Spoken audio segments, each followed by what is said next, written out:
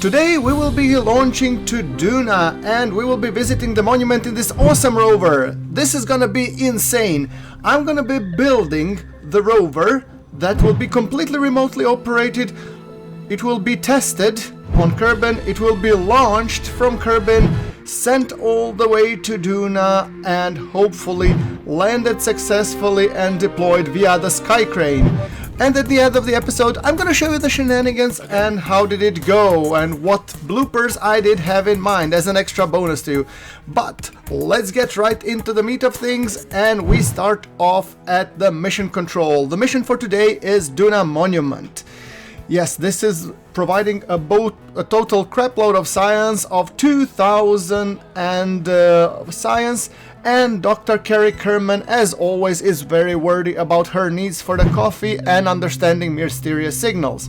So I decided to build this rover in 4 times acceleration because this episode is going to be a doozy. It's going to be a very, very long one, but I hopefully will be able to see. I've used the rover that we had 2 episodes ago as a baseline with some modifications. I put loads of science equipment on it, and yeah, here we go. 1, 2, 3, there we go. And this is roughly 4 times accelerated. As a special thank you for my channel members and patrons, I did post a full video of me building the rover, launching it without any interruptions, raw footage. That's for my patrons and channel members, and the whole video is 3 hours and it's unedited without commentary. So yeah, that's a little bit extra thank you for supporting me on that level. Anyway, that being said, this is the rover. So we have packed a metric crap ton of science gear on it. We have put some solar panels, we have put some batteries, and we're gonna disassemble it all over again. Yes, they heard that right, because we need to find a way how to attach it to the mothercraft or fathercraft or, well, whatever relative you're using craft. Anyway, I'm gonna go with small octagonal struts and I'm gonna build 2 of them. I was even thinking, putting the solar panels here, but they wouldn't really gel well with the arm. Although it did look kinda cool, I thought, nope, we're gonna be putting this craft here. We're gonna be putting solar panels here. We're gonna be putting the rover arm there. The antenna needs to go on this side. However, hold on, I'm getting a little bit dizzy. Yeah, 4 times acceleration can do that to you. Anyway, the antennas, we only need 1, so if I place this here, then I'm clipping the antenna. Let's put it just down under, it doesn't matter. Oh look, this looks compact. I'm loving it.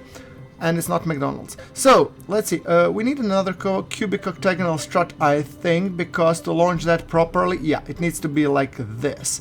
Right, okay, let's save this one. This will gonna be called Kerbin Rover 2. And let's test it out. Okay, lights did blurt out. Science equipment is collecting science, which is good. It's doing sciencey things. Solar panels will kind of entrench this in place, which I actually think is a good idea, because once it's entrenched into place, it's not moving very much. So that's good. Yeah, well, duh, Grumpworks, if it's entrenched, then it's not moving. And as you can see, the rover can move and go all kinds of places. Good, I'm happy with the design. So what we're going to do now, we need to make a deployer craft. And since we're going to Duna, lander is not going to cut it. We need to have some sort of a skycrane, if you will. So yeah, let's do and make a skycrane, because what could possibly go wrong? Glad you asked. Anyway, so we're going to be putting 2 sets of chutes. One will be the main chutes, which will be pointing downward, so when they deploy, the craft will orient it with the wheels down. However, the drogue chutes will be in the reverse order to save us on the atmospheric re-entry. So what I'm planning to do, I plan to put these like 3 engines, like a skycrane if you will, and then I plan to put a big ass heat shield on top, and hopefully the heat shield will cover everything. Whether or not we will need it for Duna, I honestly don't know. However, since heating is in the game, we have to calculate it in. So, what we're going to do, I'm going to be putting a decoupler or, stage separator, decoupling these 2 things. And let's put the small octagonal struts, because on those we will be placing the engines. So, there we go. I actually think we'll need to place it like this, and then put octagonal struts on this side. Well, technically on all 4 sides. So we're gonna do that. There we go. And then we're gonna be placing additional 3 struts. Where are you? Right. So that's what we're gonna do. 1, 2, 3. Okay, and then we're gonna be placing 4th. Perfect. And now let's place the engines. We're gonna be using these guys because they're awesome and they're working quite well for the landers and sky cranes. Hopefully. There we go. I mean, this is not the best way of placing. I think it would be better to design one and then make them for symmetry. But it is what it is. Well, we're gonna try as is.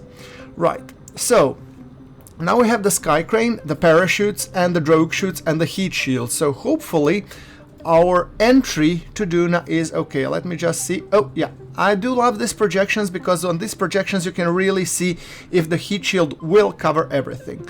So now we flip entire design on its head. Yeah, because, well, why not? And let's slap a big fuel tank and an engine. So the idea is that we launch and test this on Kerbin because getting it to Duna might be a little bit tricky just to figure out that the wheels don't work or a heat shield doesn't do its job or, you know, parachute stack on jam or whatever. Anyway, so this is the idea. Drogue chutes deploy, then the main chutes deploy. So once the drogue chutes deploy, they should slow the craft down from the orbital velocities. Then we cut them, and hopefully when we cut all of them, what should happen is, yeah, like this. The vehicle should flip.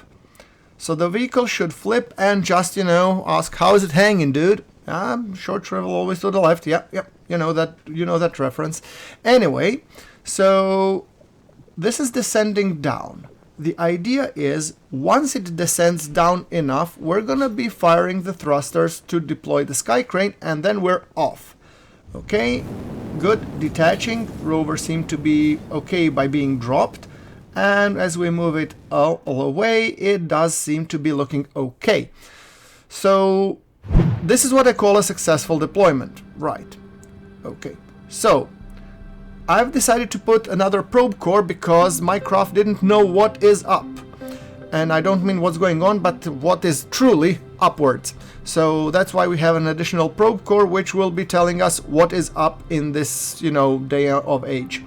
So this wouldn't obviously work unless we packed it into a fairing. So we need to actually, you know, cushion it nicely, pack it, emballage, if you will, place it into nice fairing so that it doesn't get blown to smithereens on ascent. Yeah. Okay, there we go. This looks great. Right, so with that thing being said, now we need to be putting, you know, reaction wheels. Yeah, let's put big ones, and let's put some fuel tank. Good. Oh no, actually, I'm thinking of putting a cargo bay because I remember, well, you technically cannot send a signal that far without a good relay antenna, and we currently don't have a good relay satellite, which would relay the information downwards. What can I tell you? I'm a big remote tech fan, and this is my way of designing a vehicle which can be remote controlled because there will be a relay satellite in the orbit at the moment of our deployment. Yes, and this is this tiny deployment satellite. However, I think that the payload bay was way too oversized for this vehicle, so I'm gonna be creating a smaller one out of several ones. See, one more. Okay, that looks good to me. Let's close this. There we go. So now we are launching a rover and a relay satellite. Go figure. So now what we're gonna do, we're gonna be placing a big ass fuel tank, and after the big ass fuel tank, then we have, okay, I actually need a probe core on this, otherwise this satellite is gonna become debris the moment I launch it. Yeah. You know, sometimes I forget the probe cores. Those are kind of important. Don't do that. Right. Okay, we have engines, and we have placed the poodle. Yeah, because who doesn't like a nice poodle, you know? No, actually, these poodles, they pack a decent thrust to weight, which is, or actually a decent delta V, but a minuscule thrust to weight. So I've decided to replace it with a skipper engine, which is actually quite good. Gives us 1900 meters per second, and it's pretty beefy, so I'm overall happy with it. Now, what we're gonna do, we're gonna be putting another 2 big fuel tanks, followed by a mainsail. The engine of the 2.5 meter Constitution that we all know and love. It's big, it's huge, it works, and... Did I say it's big? Yeah, probably. Anyway, now, that being said, we need some additional side boosters. So let's put like 4 decouplers. Then we're gonna be putting some more fuel tanks. And here you can see me struggling a little bit with the camera, but it is what it is. Now, fuel tanks on top, fuel tanks on bottom, and the engines on bottom. Pointy way up. Good. Now, I wish I had better nose cones, but I think this ones will also help a little bit, increasing the aerodynamic coefficient. Right. So, that being said, this is our rocket. This is what we're sending to Duna, and I plan to fully put it, and let's give it a try. Look at it, how it goes. It looks beautiful, and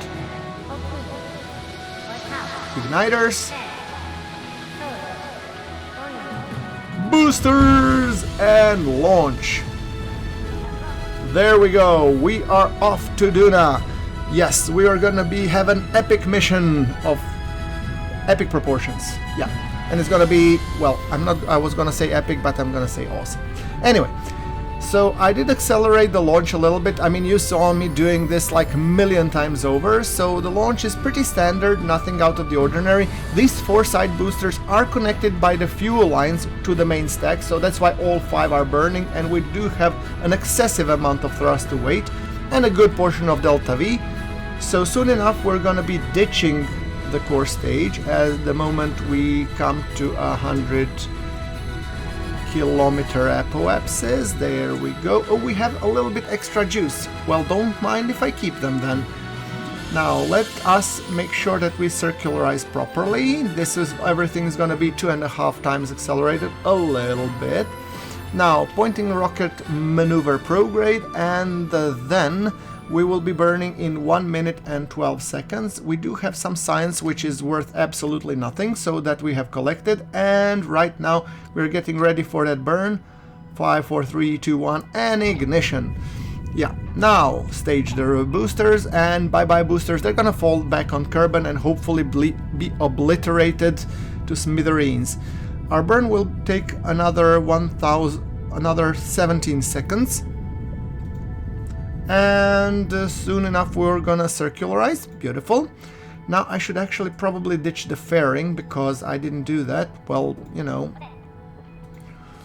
I didn't thought it was necessary. Now, I was thinking initially to deploy the solar panels because that's one of the first things that I'm doing. So I was actually going to open the cargo bay and deploy the solar panels of the satellite because I didn't build any on the rocket, silly. Yeah, but then I remembered, hold on, I do have additional 2 solar panels on the rover. So I might as well use them, you know? True, they were initially intended for a much better usage, which would be, you know, on the surface of Duna, but we're gonna fix it later. Anyway, that being said, let us plan the ejection burn to Duna, and I was here really missing and hoping that there is a next orbit button, but there isn't. So, well, devs, please, if you're watching this, I would love to have the, you know, +1 orbit, as we did like a precision fiddly maneuver tools that we had in KSP 1.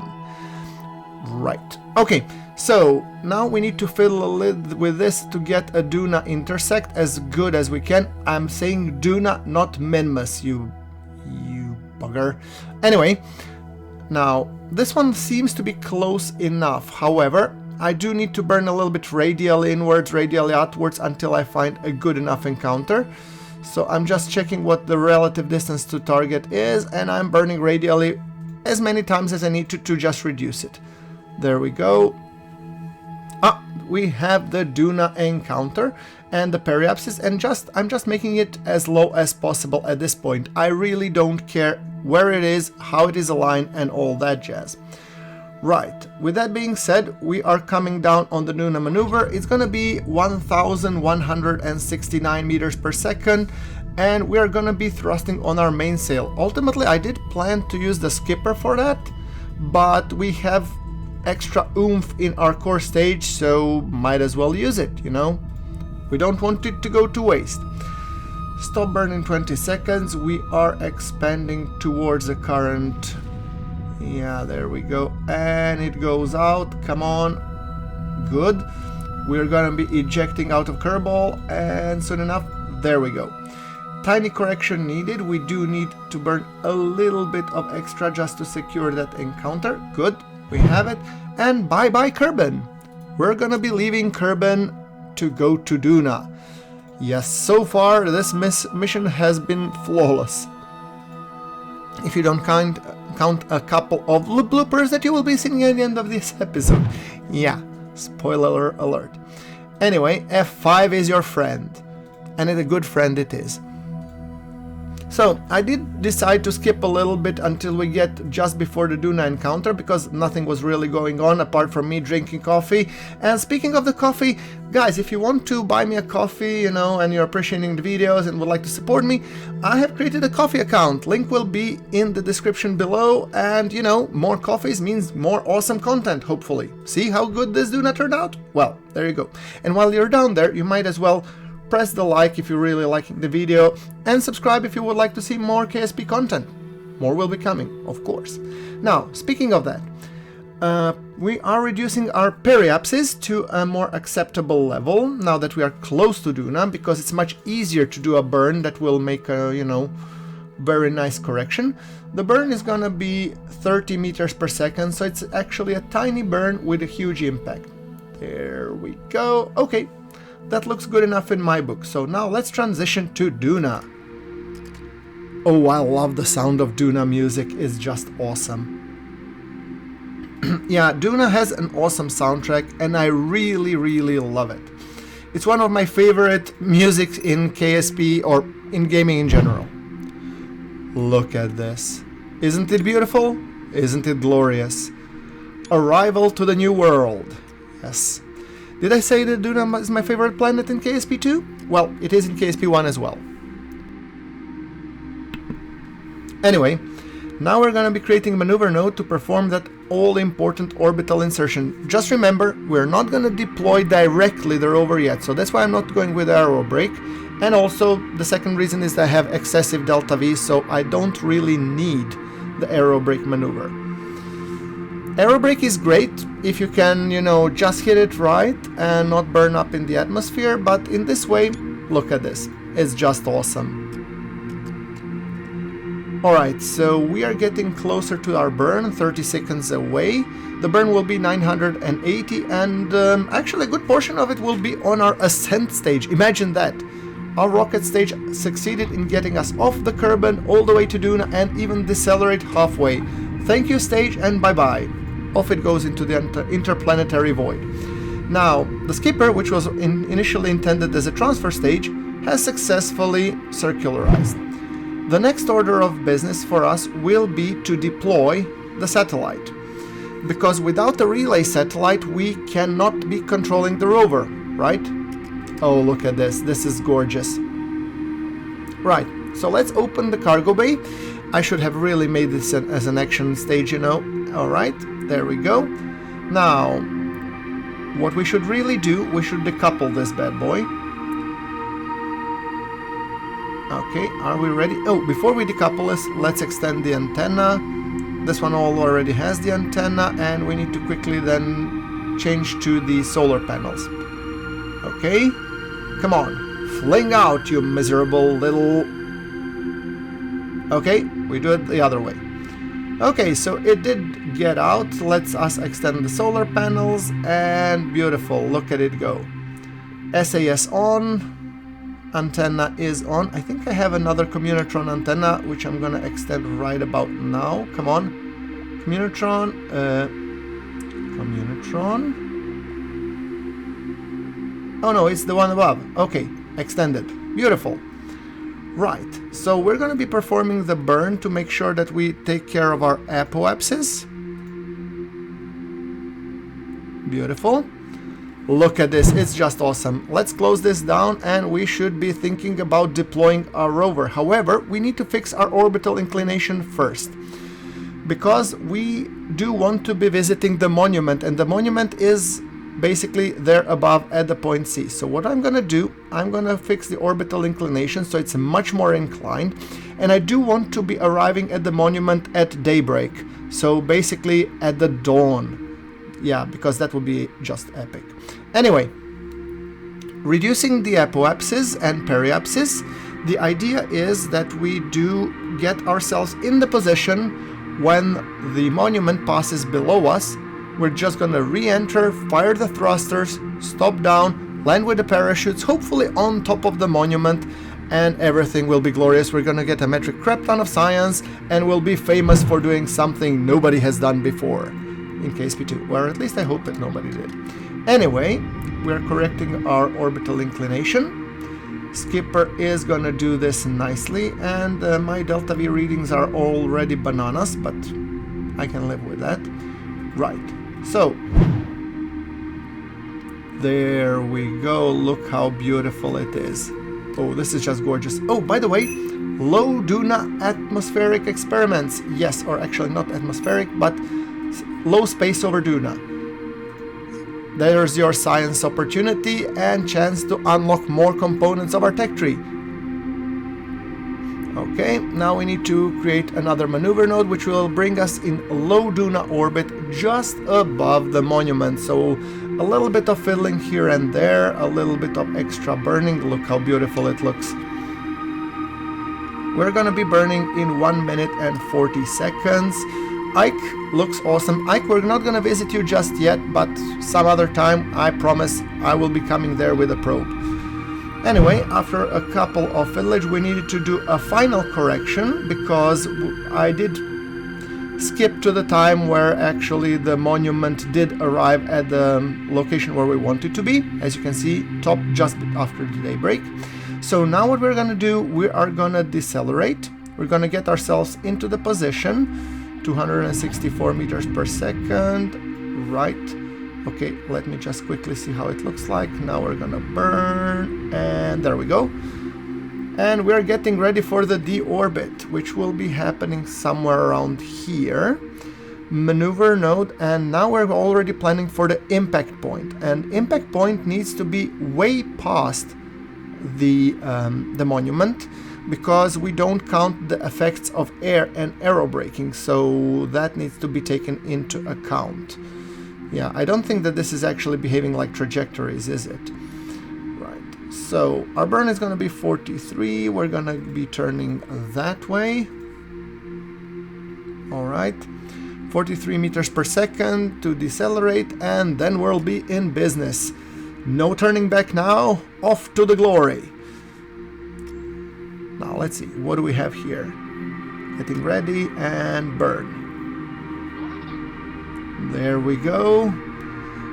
Okay, now we're heading towards the planet. Oh, but apparently there is a slight mismatch into the orbit. Okay, let's just say like this, so that we do cross directly over the monument. After all, we do want to minimize the amount of roving and going, you know, manually on Duna, because, well, that can be tricky. Alright, I think this looks good enough. Now, time to decouple and get rid of this bad boy. Decouple, bye-bye. Okay, well, this is it, guys. A moment of truth. I'm gonna take the control orientation here. I'm gonna control from the probe.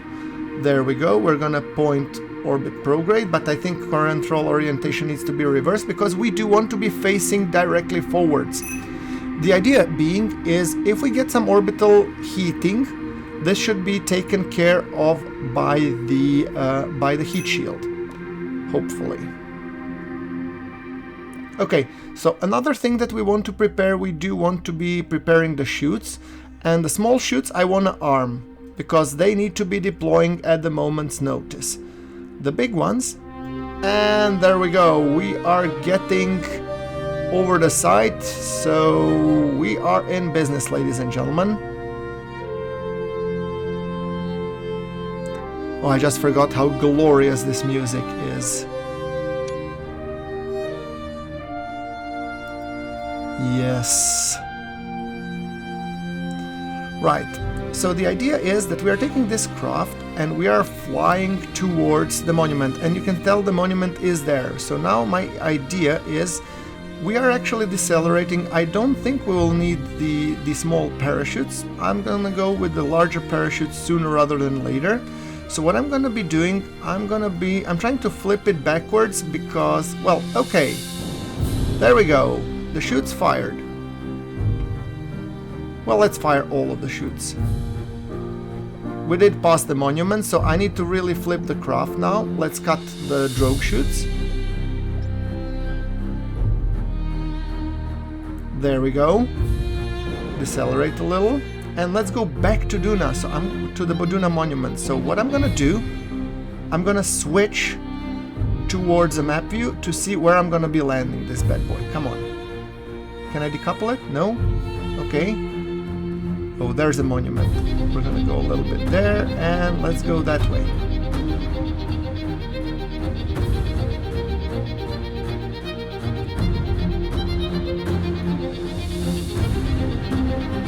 Well, the chutes have fired, and we're actually quite close to the Duna Monument. 3 kilometers, that's not really that bad. Way better than I did on Mun. So the idea is now we're gonna be descending quite rapidly, but there's actually a lot that needs to be happening because, guys, I did this like many times, as you will see in some of the bloopers, and there are 2 bugs. My main reason why I had to repeat so many times is because the decouplers or stack separators don't work properly. And I decided to actually recharge because we're going down quite slowly, so I put out the solar panel so my craft gets a little bit extra oomph while it's going downwards. Don't you think that's a good idea? I certainly think so. So we'll be landing, I think, 2 kilometers from the Duna Monument. That I consider to be quite good, but now we're getting into the nail-biting part. Oh yeah. And I did press F5 to save the game and then load it again, but look at this. Chutes are gone, apparently, but they still provide lift. Devs, please fix this. Okay, getting into the skycrane part. Now we should be decoupling like crazy. Come on, 3, 2, 1. Okay, decouple, hit them, and oh, and apparently the craft didn't understand, it pulled it upwards.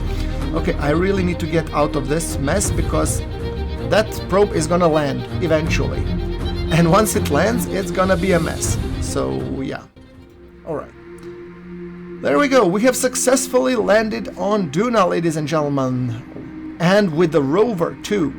Duna Monument is 2.2 kilometers, but let's take a couple of pretty selfies and then let's do science. Oh, well, there's the skycrane. Okay, and let's transmit the science, because before I start roving, I'm worried always that I'm gonna flip and lose my craft, so I'm gonna transmit all the data that I can and hopefully get that all-important science. Apparently I'm losing a lot of the electric charge, sending the unnecessary data, so let's extend the panels and let's make sure that we do charge this bad boy up. Yeah, by sending the empty data we didn't send the important ones. Okay, give me a second, that will be fixed. We're gonna accelerate time a little bit until the craft gets fully loaded, and then we're trying to send the data again. Okay, come on, yeah, there it is, and there we go, 100 science points. And once again we need to recharge a little bit. Okay, let me kick the afterburners a little bit. There we go. Now, please do send the rest of the data. 120 extra. Well, you don't want to see me crying. I think, guys, it's time what we've been waiting for. Let's go to the monument.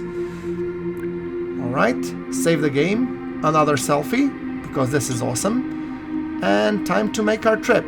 By the way, I did decide to accelerate. I was going about yay speed like this, but in the end I've decided to accelerate this for your viewing pleasure because the drive took roughly 45 minutes.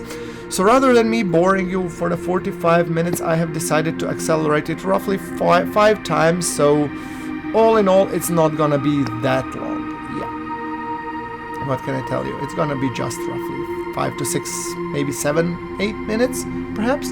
But it's gonna be epic. We're gonna be roving all the way to Duna Monument, and look at this surface.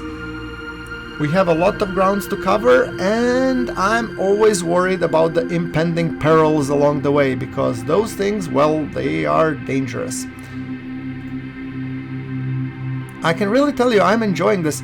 So far, for science has been awesome. I've been playing it thoroughly and I've been enjoying it. It's a valid game now. It's a valid game loop, and if you are on the fence about getting the game or not, at this point, I would say it's equally good as KSP 1. Of course, there are many more things that could be improved, there are many more things that could be added. However, I do consider this one to be now a game, and a very good one, and a very enjoyable one with great graphics. Performance-wise, it could use some more improvements, but still, it has come a long way since the launch. So that buggy mess that was the launch, well, that's gone now. Right, so speaking about buggy launches and about rocks along the path, let us be really careful as to which way we are going. I was really trying to be careful to avoid all of the rocks until I realized, well, they don't have collision meshes. Well, not the small ones at least. So yeah, I don't need to be as careful, but I still, for the purpose of immersion, thought it would be kind of cool that we, you know, just drive around and see what's what. See, we are already halfway onwards to the Duna Monument, and it is awesome. Yeah, careful, careful. You know, just meaning the fact that we have successfully landed on Duna, we have 1.2 kilometers separating us from the 2000 science and tech unlocks like we have never seen yet. So there's the obstacle. We do see the monument in the background, but we really still need to be getting there. Oh yeah.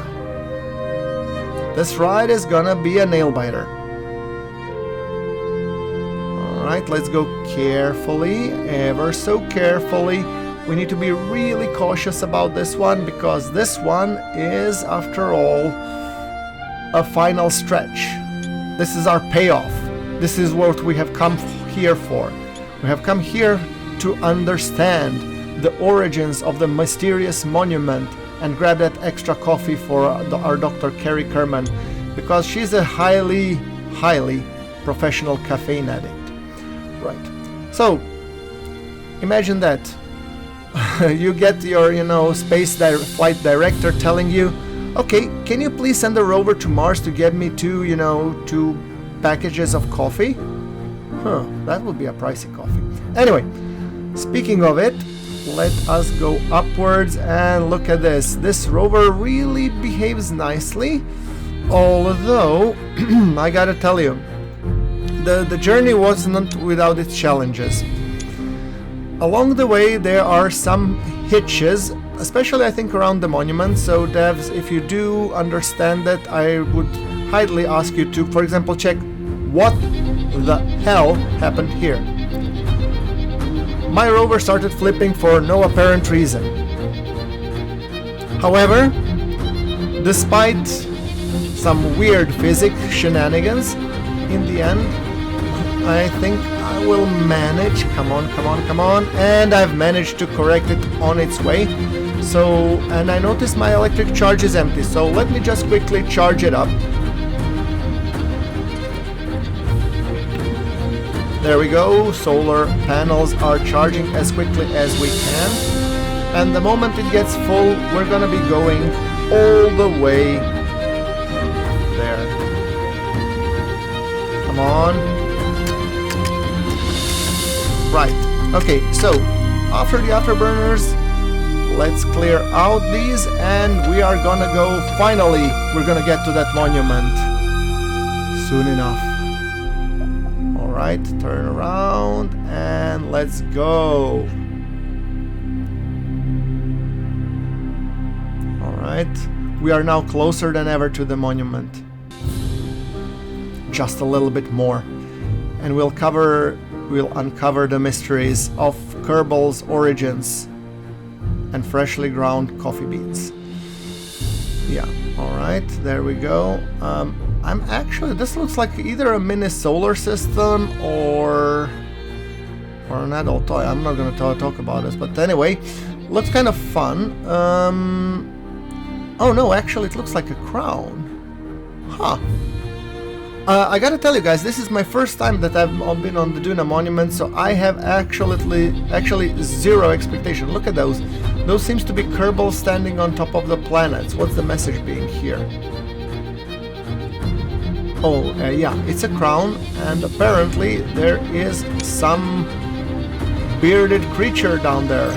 Looks like a squid, actually. Well, hello, Squiddy. Are Kerbals really squids? Nah, they're some sort of plant life. Or at least I think they are. Anyway, let's do some science, and then we're gonna be taking some pretty pictures, after which we will be probably getting back to Kerbin. There we go. Let's extend the panels, let's charge it up a little bit. Getting the stellar exposure, charging it up. Come on, electric charge. Will you do that? The honors? Yeah, reports submitted, and come on, 2 reports submitted. Beautiful. So now all we gotta do is recharge the solar panels, take a couple of extra selfies, and then go back to the KSC and collect the sweet science. Look at this. Director, it's great to see you, and gotcha. Carrie Kerman was so happy about the coffee and about the discoveries. Well, you know, people have their own kryptonite, I guess. Well, coffee's hers. Well, and mine, to be honest.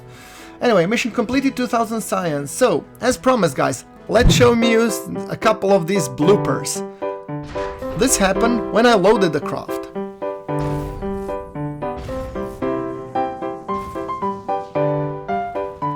Well, it did launch, just not to Duna, so yeah, there's points for extra style, gotta give him that. Again. Yeah, I couldn't do it without my Shadow Zone friend providing us with some comments. Again. There we go, look at this. Again. Then when we come to launching and landing the skycrane, we have this bad boy. Look at this, almost successful, disconnecting. However, this is what happened the first time. The decoupler didn't fire, and when I told it, why didn't you fire? Then it fired, which means again. Yeah. And you guys get it by now, this has been many tries in the making, but if you want to watch the full video, then check off my patrons page, because my patrons and my channel members do get the full episode, except without this fancy editing shenanigans. However, with that being said, guys, I would like to thank you all for watching. Do fling a like at this episode if you have liked it, and do press subscribe for seeing more of the KSP2 videos that will be coming.